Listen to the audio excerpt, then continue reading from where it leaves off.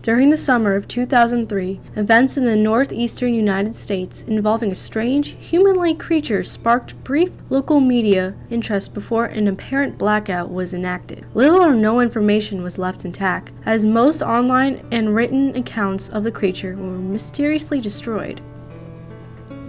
Primarily focused in rural New York State and once found in Idaho, self-proclaimed witnesses told stories of their encounters with a creature of unknown origin. Emotions range from extremely dramatic levels of fright and discomfort to an almost childlike sense of playfulness and curiosity. While their published versions are no longer on record, the memories remained powerful. Several of the involved parties began looking for answers that year.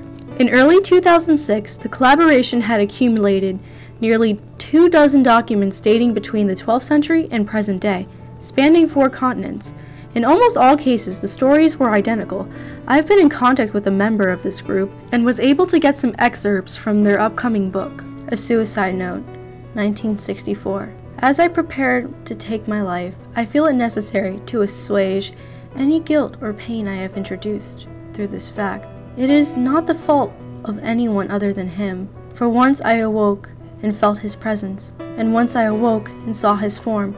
Once again I awoke and heard his voice and looked into his eyes. I cannot sleep without fear of what I might next awake to experience. I cannot ever wake. Goodbye. Found in the same wooden box were 2 empty envelopes addressed to William and Rose, and 1 loose personal letter with no envelope. Dearest Lenny, I have prayed for you. He spoke your name. A journal entry translated from Spanish, 1880. I have experienced the greatest terror. I have experienced the greatest terror. I have experienced the greatest terror. I see his eyes when I close mine. They are hollow, black, they see me and pierced me. His wet hand, I will not sleep. His voice. A Mariner's Log, 1691. He came to me in my sleep. From the foot of my bed I felt a sensation.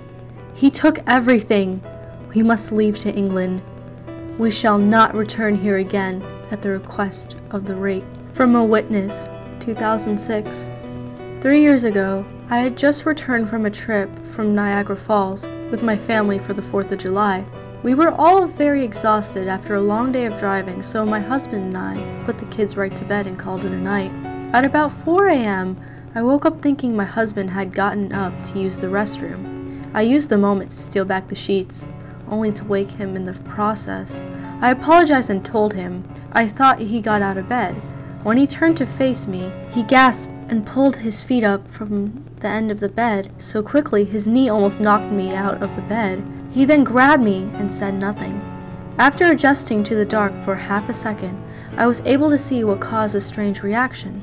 At the foot of the bed, sitting and facing away from us, there was what appeared to be a naked man, or a large hairless dog of some sort.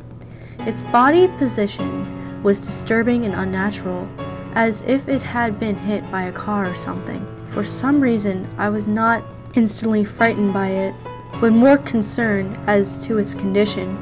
At this point, I was somewhat under the assumption that we were supposed to help him. My husband was peering over his arm and knee, tucked into the fetal position, occasionally glancing at me before returning to the creature.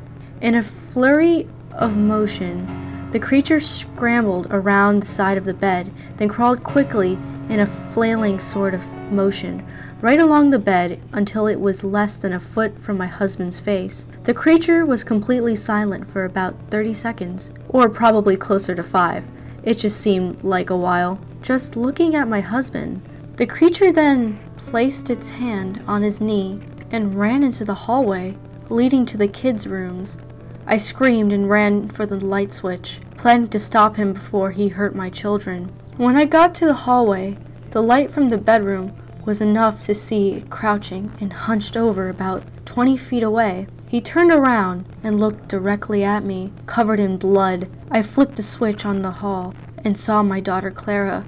The creature ran down the stairs while my husband and I rushed to help our daughter. She was very badly injured and spoke only once more in her short life. She said, "He is the Rake." My husband drove his car into a lake that night while rushing our daughter to the hospital. They did not survive. Being a small town, news got around pretty quickly.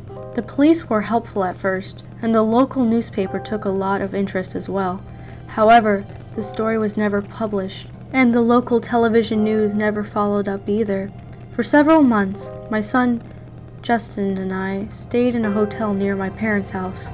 After we decided to return home, I began looking for answers myself. I eventually located a man in the next town over who had a similar story. We got in contact and began talking about our experiences. He knew of 2 other people in New York who had seen the creature we now refer to as the Rake. It took the 4 of us about 2 solid years of hunting on the internet and writing letters to come up with a small collection of what we believe to be accounts of the Rake. None of them gave any details, history, or follow-up. One journal had an entry involving the creature in its first 3 pages and never mentioned it again. A ship's log explained nothing of the encounter, saying only that they were told to leave by the Rake. That was the last entry in the log. There were, however, many incidents where the creature's visit was one of a series of visits with the same person. Multiple people also mentioned being spoke to, my daughter included.